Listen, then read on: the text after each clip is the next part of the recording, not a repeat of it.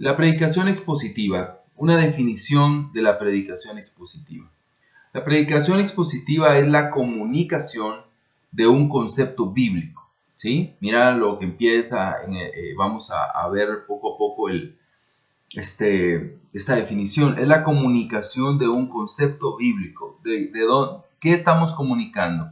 En la predicación expositiva estamos comunicando una idea personal, una necesidad en la iglesia. No, es la comunicación de un concepto bíblico, derivado de y transmitido por medio de un estudio histórico, gramatical y literario de cierto pasaje en su contexto, en el que el Espíritu Santo aplica primero al predicador y luego por medio de él a sus oyentes. Entonces, ese mensaje, ese concepto bíblico que nace de la palabra de Dios, está derivado y es transmitido por medio de un estudio. Para poder predicar, lo primero que debemos de hacer es estudiar lo que vamos a hablar. Primero, habla aquí, en esta definición, un contexto histórico. ¿De qué está hablando? ¿Qué es lo que está diciendo? ¿Por qué lo está, qué era lo que sucedía en ese tiempo?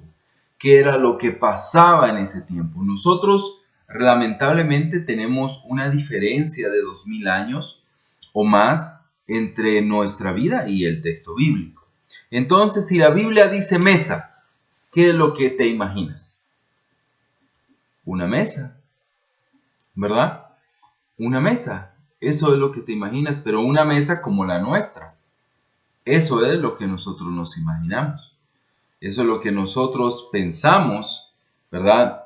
Y vemos. Entonces, obviamente, nosotros tenemos ese bloqueo mental y por eso tenemos que derribarlo a través de ¿qué? De un estudio histórico, ¿verdad? De un estudio histórico. Cómo eran las mesas en ese tiempo, cómo se sentaban las personas en ese tiempo, ¿verdad? Uno de los errores muy comunes es en el texto griego habla de que Juan en la cena del Señor estaba recostado, algo así, recostado en el pecho de Jesús, ¿verdad? Y uno que piensa y uno tiene en su mente no solo la historia, sino también las imágenes. Vamos a poner un ejemplo del renacentismo, ¿no? ¿Verdad?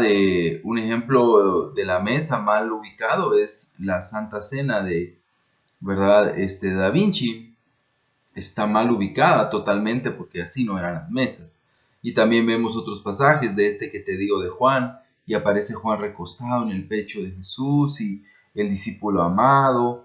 Pero ¿por qué? ¿Qué significa que estaba ahí recostado en el pecho de Jesús o estaba cerca de su pecho? ¿Qué dice la historia? ¿Verdad? ¿Qué era? ¿Cómo era? ¿Será que estaban sentados en una silla y él estaba ahí recostadito en su pecho y Jesús lo abrazaba? ¿Será que era eso? No. Ellos se semi-acostaban a la hora de comer, ¿verdad? Y uno estaba en esta posición y el otro estaba en esta posición. Entonces el hermano que estaba de este lado estaba en una posición donde estaba cerca de tu pecho prácticamente, ¿verdad? Es un recurso de gramática o como ellos hablaban en ese tiempo. Pero si no tenemos un estudio histórico, nos perdemos o podemos dar una mala aplicación, ¿verdad? Un estudio gramatical. ¿Qué significan las palabras? ¿Cuál es el concepto que las palabras le dan? ¿Qué significa, un ejemplo, santidad? ¿Qué significa humildad? Nosotros a veces hemos cometido esos errores. Vamos a hablar de humildad. ¿Qué dice el diccionario de la Real Academia Española? Ahí hasta lo ponemos ahí en la diapositiva. Y viene de latín, no sé qué. Y los hermanos están abajo. ¡Wow! ¡Qué profundo! Pero ese no es un estudio gramatical. Entonces tenemos que entender un poquito qué significaba. Porque la Biblia no fue escrita ni en latín ni en español, sino qué dice el griego, ¿verdad? ¿Qué tiempo verbal? Sé que eso requiere un poco de más tecnicismos, pero hay cosas básicas que simplemente podemos ir a un diccionario y poder aprender qué significa esa palabra en el griego o en el hebreo. También un estudio literario, los diferentes estilos literarios. No es lo mismo una parábola que una carta.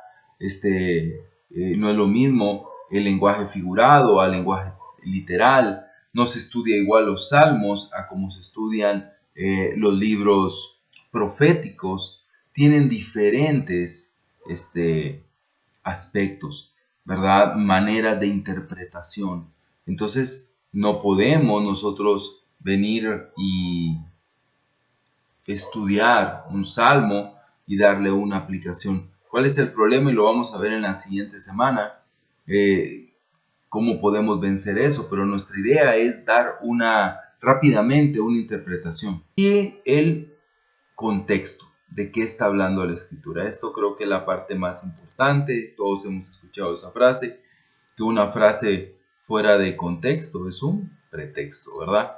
Pero fuera de ser un pretexto realmente, cuando no entendemos de qué está hablando la escritura, cuál es el contexto en el que se desarrollan, cuáles son las personas a las que está dirigido, podemos perder el enfoque, ¿verdad? Entonces el mensaje debe de nacer, la comunicación de ese mensaje, de este estudio, de un estudio histórico, gramatical, literario y en su contexto, ¿verdad? Y eso trae mucho poder a nuestra predicación y vamos a ir aprendiendo en las siguientes semanas sobre este asunto.